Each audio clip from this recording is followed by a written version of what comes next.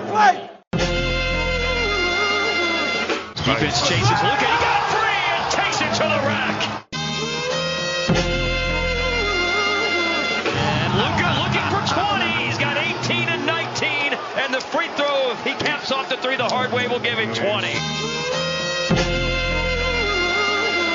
Star power matchup, and the rainbow fadeaway is good for Luka over Kawhi Leonard. Oh, a one-legged three-pointer! Oh, spectacular!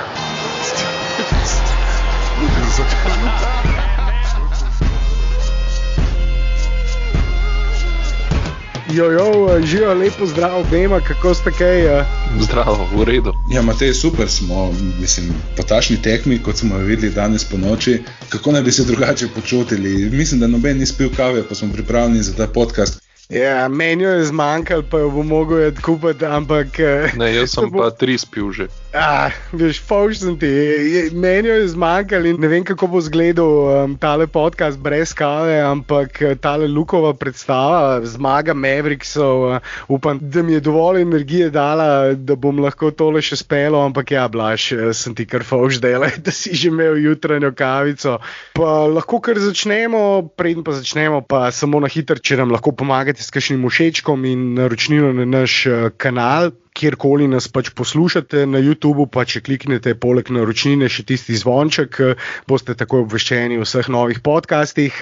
To je to, da nam zgubljali časa, sem hitro tole zrecitiral.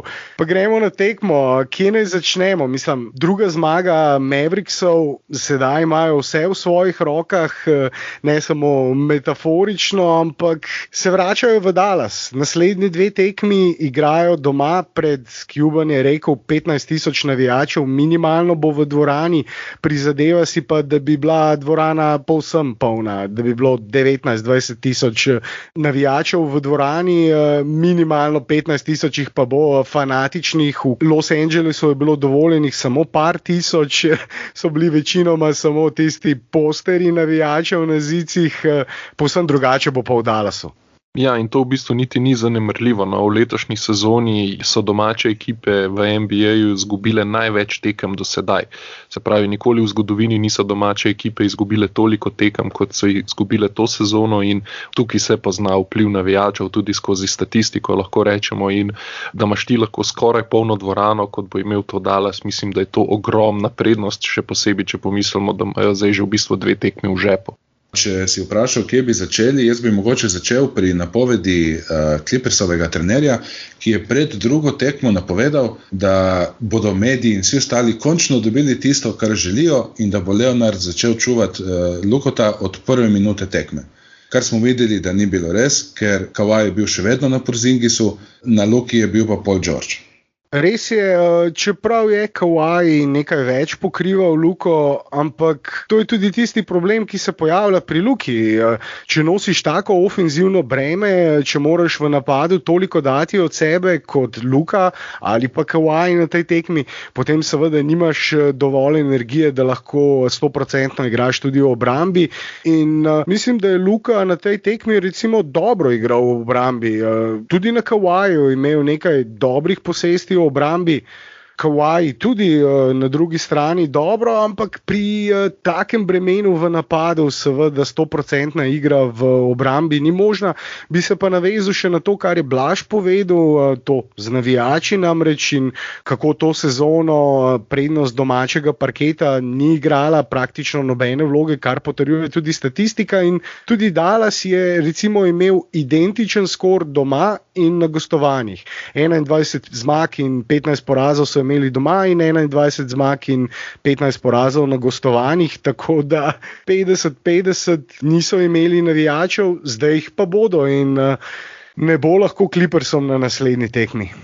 Ne, še posebej zato, ker se je špekuliralo, da so Clippersi bili tako slabi lani ravno zato, ker igrajo v bablu. Pa je, da kemija tudi ni štimala znotraj ekipe, Doc Rivers ni bil očitno več primeren trener za njih. Vse te stvari so poštimali v off-season oziroma med 2 sezonama in zdaj smo spet tle pred navijači, ko jih ni bilo v bablu, z drugo zasedbo, z drugim trenerjem in v bistvu z istim rezultatom, ker so govorili, da s Porzingisom bi 2 izgubili že lani. Luko imajo v glavi. Matej, strinjam se, Lukata imajo v glavi, enostavno se mi ne zdijo isto moštvo kot tisto, ki smo ga gledali v redni sezoni, jih je pa imel tudi Luka v glavi. Kaj ti spomnimo se, v Bablu, ko je igral proti njim, ga je Zubac kar solidno zaustavil pod košem, odzel mu je nekaj tistih značilnih prodorov, po katerih je bil znan v redni sezoni, tako da so mu ostale samo še trojke. In mislim, da predvsem zaradi te serije je med prejšnjo in to sezono zelo izboljšal met iz polrazdalje in v tej seriji se ta met iz polrazdalje tako obrestoval kot nič drugega, kar bi lahko on še po moje dodal svoji igri, čeprav nas vedno lahko preseneti, ampak Zubac enostavno ne more biti na igrišču proti njemu. Ja, ne bi rekel, da je imel Luka v glavi Zubca ali pa Clippers se niti približno ne bi to rekel. Je pa res, da ga je Zubac v lanski seriji bolje pod obročem pokril, mu je dal prostor na pol razdalji in se potegnil bolj pod obroč, o tem smo govorili tudi o naših napovednikih. Zdaj pa Luka ravno ta drop coverage izkorišča tako, da odlično zadeva s pol razdalje, če mu Zubac da kaj prostora, brez problema vrže in tudi zadane. Njegovi odstotki so že bili elitni, odlični v rednem delu sezone in tudi v tem play-offu s pol razdalje odlično meče. Ja, zdaj to, da je imel Clippers v glavi, nisem hotel reči, da se jih je bojil kaj takšnega, ampak da je se želel izboljšati, tako kot se recimo LeBron želel izboljšati, ko so ga Spursi ravno tako v finalu prisilili, da meče s pol razdalje in potem to igro tudi dejansko izboljša. Ne? Ja, ker Luka se nikakor ne boji nobenega v Clippersih, prej obratno. Ravno to je to, kar mene preseneča na nek način, da so Clippersi na nek način bojazljivo pravzaprav izpadli v tej seriji, vsaj na prvih dveh tekmah. Z Blažem sva po zadnji tekmi v napovedniku za to tekmo tudi spekulirala o tem, da bi znali Clippersi na tej drugi tekmi več provocirati, poskušati s kakšnimi umazanijami tudi, ampak jih je Luka na parketu svojo igro, potem pa še z govorjenjem, spet je prvoščil Beverlyja in celotni klopi Clippersov povedal, ne samo Beverlyju, ampak se je obrnil kar proti klopi in dejal too fucking little. Ja, res je. Jaz mislim, da vse izvira z njegove samozavesti. Reggie Jackson je imel izjavo o Luki, tisto res dobro izjavo, je rekel, tip je visok, tip je grajen kot dvodelna omara, oziroma rekel je brick house, in ima vso samozavest tega sveta. In to samozavest prenaša na soigralce. Vsak bo z njim verjel, da lahko zmagajo. In jaz mislim, da ta samozavest najbolj straši Clipperse, ker ne vejo, kakšne ekipa so, nimajo izdelane prve peterke, nimajo izdelanih menjav in Carlisle mislim, da je tukaj naredil res dobro delo proti svojemu tekmecu na klopi Louju. Ja, zdaj, če že govorite o Dončiću, mislim, da je fajn, da povemo tudi njegovo statistiko. Na tej tekmi je dosegel 39 točk, 7 skokov, 7 podaj, pri temu še eno ukradeno žogo, eno blokado in pa 7 izgubljenih žog, kar je v bistvu kar veliko, ampak če gledamo pa na splošno, pa to v bistvu niti ni tako zelo veliko, koliko ima on žogo v svojih rokah. Potem je metal trojke 5-13, iz igre je metal 16-29, prosti meti 2-7, katastrofalni prosti meti. Ja, kakšen zgrešen prosti met, nedvomno preveč, ne samo njega, pravzaprav so kot ekipa metali samo 54% proste mete, 13-24 na koncu in na taki tekmi je to lahko pogosto usodno, ampak omenil si dobre trojke Luke, 5-13, kot ekipa so metali 18-34, skoraj 53% za 3 in tisto, kar seveda pogosto ponavljamo v naših podcastih, skoraj vedno na koncu odloča procent meta za 3, procent troj Clippersov je bil tokrat nekaj boljši, 13-33, skoraj 40% so bili za 3, ampak Mavericksi, kot sem dejal, 53%, zadeli so 5 trojk več, 15 točk več in to težko kompenziraš tudi, če si precej bolj učinkovit v drugih statističnih kategorijah. Ja, res je. In kaj se je danes zgodilo? Leonard je igral odlično, 41 točk, 14-21 za 2, 4-7 za 3 in 10 prostih metov, od katerega samo enega zgrešil, 6 skokov, 4 asiste. Paul George 28 pik, 12 skokov, 6 podaj. Metali so 40% za 3, to je skoraj njihovo sezonsko povprečje. 53% iz igre. Več skokov so imeli in še vedno so izgubili. Kot si rekel, toliko so pomembne trojke, če jih zadeneš več kot nasprotnik. Še eno stvar, ki jo je treba omeniti, je, Clippersi so bili boljši v večini kategorij proti Dallasu, razen v trojkah. Imeli so več prostih metov in tudi zadeli so jih več. Potem recimo imeli so 12 točk več v raketi zadetih, se pravi izpod obroča. Imeli so 8 točk več iz tranzicije, tudi klop je zadela 14 točk več od Dallasa. Stvar, ki je bila v korist Dallasa, je, da so imeli manj izgubljenih žog, pa še to jih je v bistvu 7 pridelal samo Luka Dončić, skupno je Dallas izgubil 11 žog, Clippersi pa 13. Je pa res, da so pa Clippersi iz izgubljenih žog Dallasa dosegli 18 točk, medtem ko je Dallas dosegel 15 točk. Tako da dejansko vsa ta statistika je šla v korist Clippersov, pa so še vedno izgubili. Ko gre vsa ta statistika v smer ene ekipe, tudi tista ekipa zmaga. Ne? In tukaj se kaže še enkrat, zakaj je moderna košarka tako zelo odvisna od trojk in kako zelo ti dejansko lahko trojke pomagajo na takšnih tekmah. In bom rekel, kar malo čudna tekma iz tega vidika.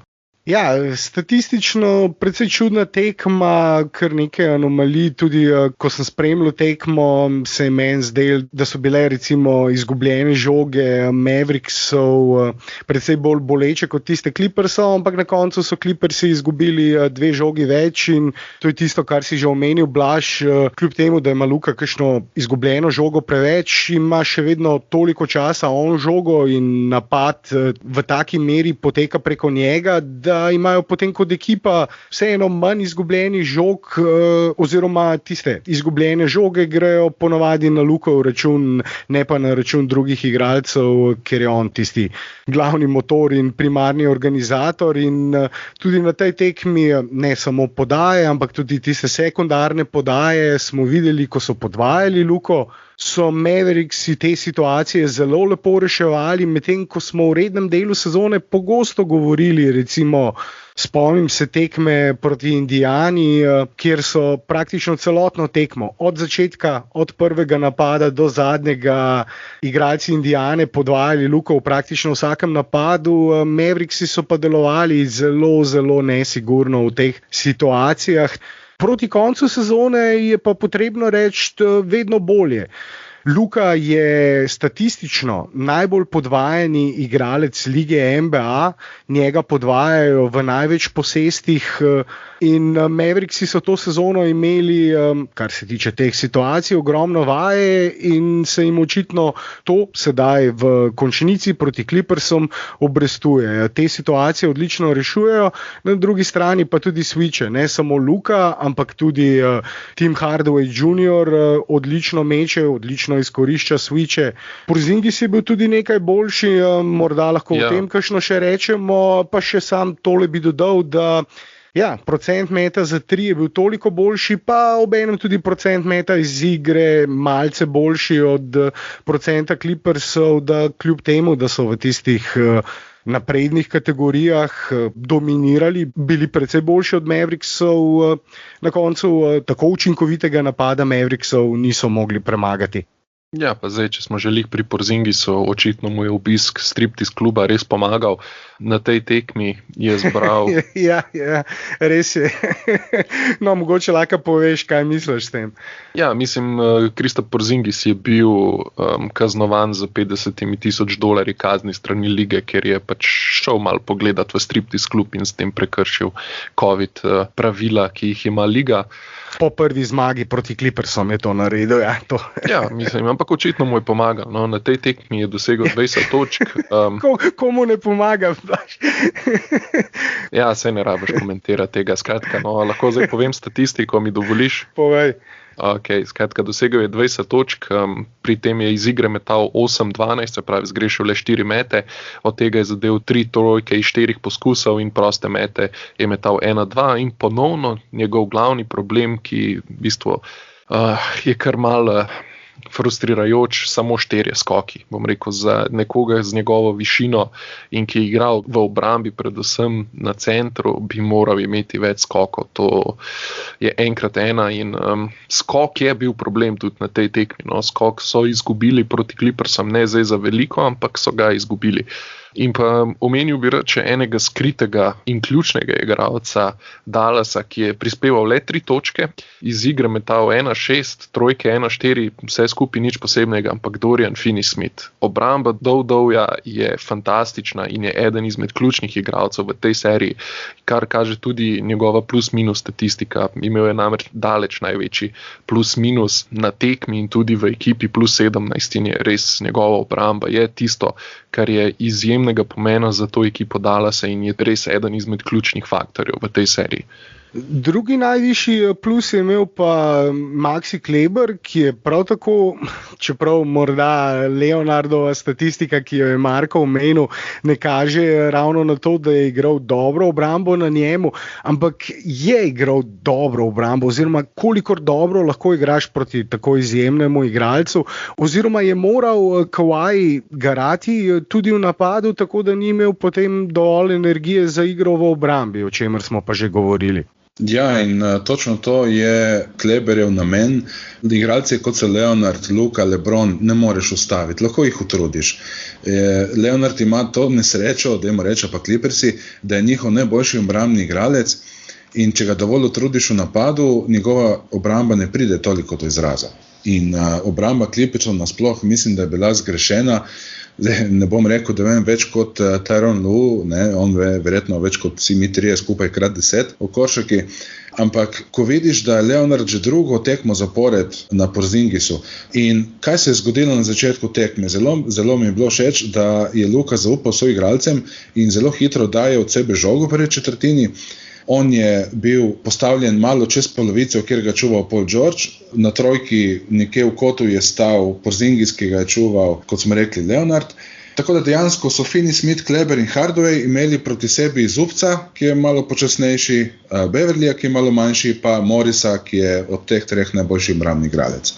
In kaj se je zgodilo? Kleber je fantastično izkoristil to priložnost in ta prostor, ki so mu ga naredili vsi drugi soigralci in v prvi četrtini dal 10 točk, zaradi katerih je Dallas tudi zmagal prvo četrtino, sicer le za 2 piki, ampak obdržal tisti niz nepremaganosti vsakič, ko po prvi četrtini vodi. In to mislim, da je bil verjetno tudi en izmed ključev do zmage. Dobri začetki Dallasa za to ekipo ogromno pomenijo, ker zelo težko igrajo od zadaj, kot rečemo, z zaostankom po prvi četrtini. Mislim, da je Carlisle tudi zato dal Hardaway v prvo postavo namesto Richardsona in naredil res odlično prilagoditev. To je nakazal že v zadnjih par tekmah prejšnje sezone in spet pokazal, da je res dober trener in mislim, da tudi boljši od svojega tekmeca na nasprotni strani Tyronna Lueja. Nedvomno, tukaj se strinjam in ta niz, ki si ga omenil, 29 zmag Mavericksov in nobenega poraza, ko vodijo po prvi četrtini, kar je naravnost fascinanten podatek. To sezono, ko so vodili po prvi četrtini, torej še niso izgubili. Dobili so čisto vsako tekmo, 29 tekem, potem, ko so vodili po prvi četrtini in če se še navežem na te trojke, ki smo jih že omenili, Mavericksi so letos tudi po tej tekmi, zadnji proti Clippersom, skupaj z rednim delom sezone, zmagali 35 tekem in nobene izgubili, ko so imeli višji odstotek meta za 3 kot nasprotniki. Torej, če Mavericksi vodijo po prvi četrtini in imajo na koncu višji procent meta za 3, oni zmagajo. Oni letos še niso izgubili in ta dva skora 29-0, ko vodijo po prvi četrtini in 35-0, ko imajo višji procent trojk, sta morda dva najbolj fascinantna statistična podatka za Maverickse to sezono. Pa Porzingis v drugem polčasu je igral tako, kot mora igrati, če želijo Mavericksi na koncu to serijo tudi zmagati.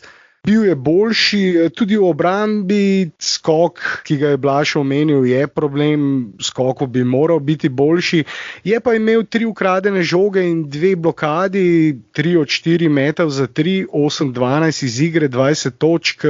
To je ta delež v napadu in obrambi, ki ga more dati, pa Mavericksi lahko računajo na zmago proti vsakemu nasprotniku ob seveda pričakovanem deležu Luke, Tima Hardawaya in ostalih igralcev Dallasa, roleplayerjev, ki so tudi na tej tekmi dobro opravili svoje delo.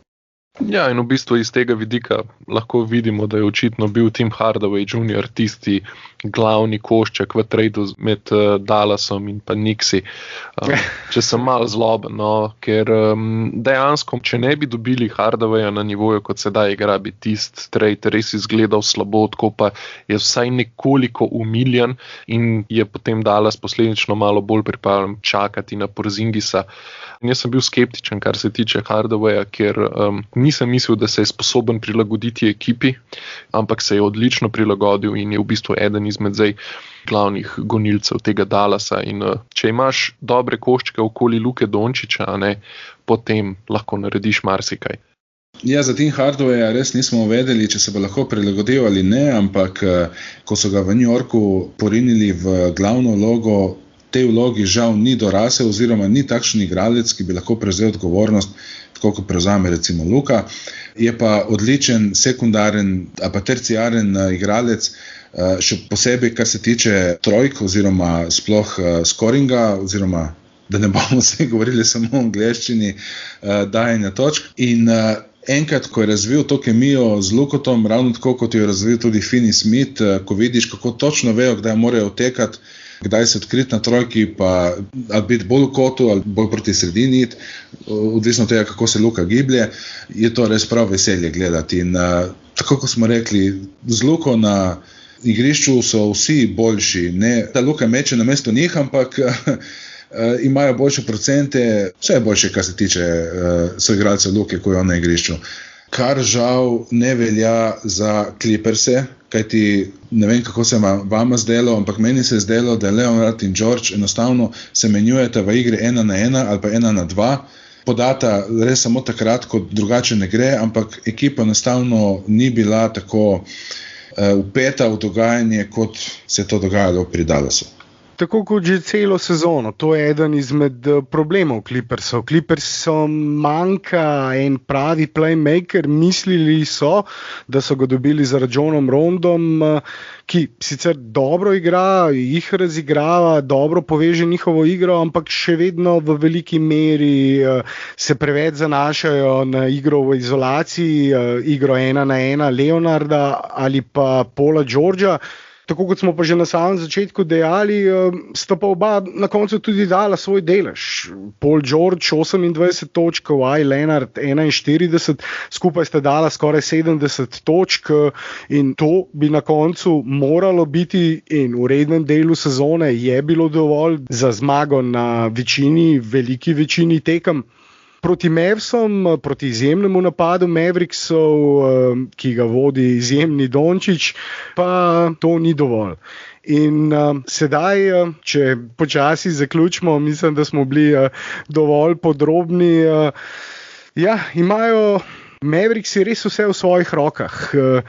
Po zaostanku z 2-0, še posebej, če je domača ekipa izgubila prvi 2 tekmi, so se vrnile zelo redke ekipe v play-offu, po zaostanku z 3-0 se ni pa še nobena. Torej, še ena zmaga Mavericksov bi že praktično dokončno zapečatila usodo Clippersov. Tudi če ne dobijo obe tekmi, mislim, da bi bila že ena zmaga dovolj, da potem v naslednji tekmi to zaključijo. Ne vem, kaj vidva mislita, mogoče kakšne napovedi še za tretjo tekmo, če zaključimo s tem. Ja, jaz dejansko pričakujem v tretji tekmi rahlo drugačne Clipperse. Mislim, da bodo še bolj fizično stopili v igro, kot so to počeli že do sedaj. In mislim, da znajo dobiti naslednjo tekmo, če sem čisto iskren. Moram pa vseeno omeniti, da mi je zelo, zelo smešno, da Clippersi so tankali, da so dobili Dallas in v bistvu so si situacijo zrihtali kar sami. Ja, dobili so, kar so želeli. Očitno so dobili tisto strupeno tabletko v obliki Dallasa in sami so si lahko krivi za to. Bomo pa videli. Vseeno je serija še dolga. Mislim, kljub temu, da je Dallas dobil 2 tekmi, je potrebno dobiti še 2 in to ni ravno trivialna stvar, kljub temu, da mogoče tako zgleda. Treba je enostavno serijo pripeljati do konca, ampak jaz dejansko mislim, da še enkrat potrdim, da bojo Clippersi dobili naslednjo tekmo. Ja, kar se tiče tankanja Clippersov, be careful what you wish for. Jaz se pridržujem Blaževemu mnenju in mislim, da bomo videli dosti bolj nevarne Clipperse v naslednji tekmi. Zdaj, še vedno imajo dovolj globoko ekipo, da lahko prvo postavo čisto predrugačijo, lahko mogoče Rondo začne, lahko Batum začne. Terence Mann je en izmed tistih, ki bi lahko dobil tudi več minut. Kar je še preostalo Tyronn Lueju je, da poskuša znervirati Dončića s kakšnimi vložki Beverlyja pa Morrisa, kot smo to videli že v Bablu lani v playoffih. Ne more. Lej, ne vem, samo prosim, ne jinxati, prosim. Grd faul, mogoče kakšen umazan faul. Mentalno sem pa že rekel po prejšnji tekmi, ne morejo ga retlati, kakor je rekel Reggie Jackson po tekmi, da ga bojo poskušali mentalno zatresti, ampak ne morejo ga. Kako? Mislim, samo grd faul, to je edino, kar lahko naredijo. Moj rahli pesimizem ni utemeljen samo temu, da lahko še razžucirajo Dončića, ampak tudi v temu, da, kot smo že povedali v tem podcastu, ta tekma je bila res čudna. To tekmo so zmagali Mavericksi samo zaradi boljšega meta za 3. Kaj se zgodi, ko jim trojke ne bojo tako dobro padele? Ne vem, kaj lahko Clippersi še naredijo. Vidva oba mislite, da bodo zmagali. Jaz bi bil močno presenečen, če bi Mavericksi pometli z njimi, če bi jih odpravili 4-0. Mislim, da 1 ali 2 zmagi bi taka ekipa, kot so Clippersi, morala dobiti. Ampak po teh 2 prvih predstavah začenjam počasi ratavati zelo skeptičen, še posebej, če upoštevamo ta faktor domačih navijačev, ki bodo na naslednjih 2 tekmah. Zato jaz mislim, da bo zelo izenačena tekma, podobno trd boj, ampak jaz ne vidim rešitev, če bodo Mavericksi še naprej tako zadevali, ki bi jih lahko Tylu probal. Ja, mislim, da bi poslal LeBrona v igro, ne? Ja. Malo za šalo, malo za res. Ja, in LeBron bi mu povedal, kaj treba narediti, ne. Mislim, Frank Vogel ali pa Tyronn Lue v Lakersih, ne, Tyronn Lue je bil želja Lakersov. Hvala Bogu, da so vzeli Vogla, ki zna sestaviti obrambo, LeBron pa je zadolžen za napad. Tle pa so dejansko odvisni samo od trenerja, ker nekega alfa igralca nimajo, ki bi postavil igralce v vrsto pa jim rekel, čuj zdaj, bež tam pa zrihte, ne. Enostavno nimajo in tudi trener ni takšen kot kakšen Popovič recimo ali pa Carlisle, ki bi dejansko on prevzel to vlogo alfe in povedal igralcem kako in kaj. In tukaj vidimo rezultat. Mavericksi imajo najboljšega igralca v seriji in tudi najboljšega trenerja v seriji. To pa je lahko pogosto tudi je že dovolj za končno zmago. Nič, dan bo še dolg, vsi imamo še precej dela danes, zato mislim, da lahko na tej točki zaključimo, pa se lahko poslovimo in povabimo poslušalce, da se naročijo na naš kanal in bodo tako obveščeni o vseh prihodnjih podcastih. Blaž, Marko, živijo, se slišimo. Ajde, živijo, se slišimo na naslednjem podcastu. Čau.